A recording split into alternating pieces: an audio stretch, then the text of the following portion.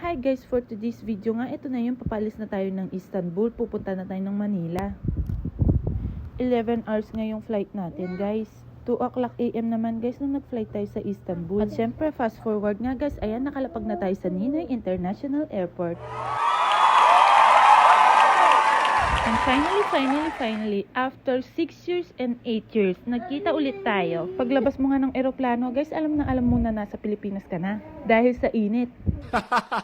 Tapos i-welcome ka ng mga nagtatrabaho doon. Welcome to Philippines. Nakuha na nga namin yung mga gamit namin guys. Ayan, hinihintay na namin yung mga susundo sa amin. May konting epic nga guys. Hinahanap na nga ni daddy guys kung saan yung mga susundo sa kanya. Hindi kasi kami nagkaintindihan sa chat.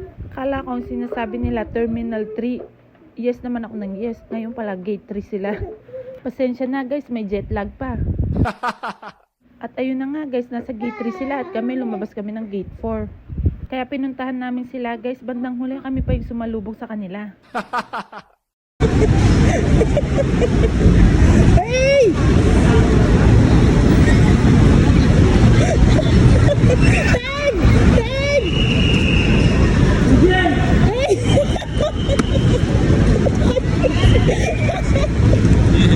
Hello!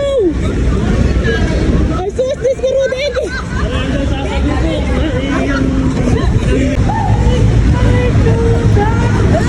Ihila, chula, kilupi!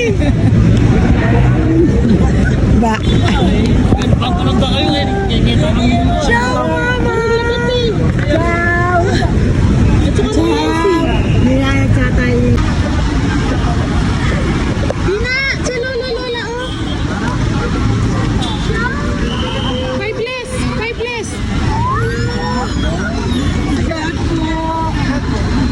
Kasi five less! Dina, lola, oh!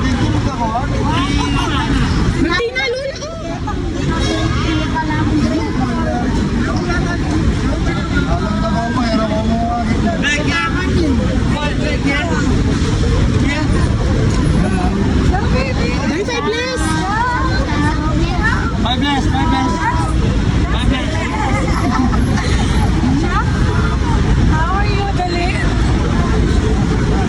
At ayun na nga guys, after 6 years nakita na ulit nila si daddy. May bit-bit pang 2 bulinggit. After nga nun guys, nagbiyahe na kami papuntang NLEX, kakain kami sa Jollibee. Sa sobrang lisangan guys, di na ako nakapag-video.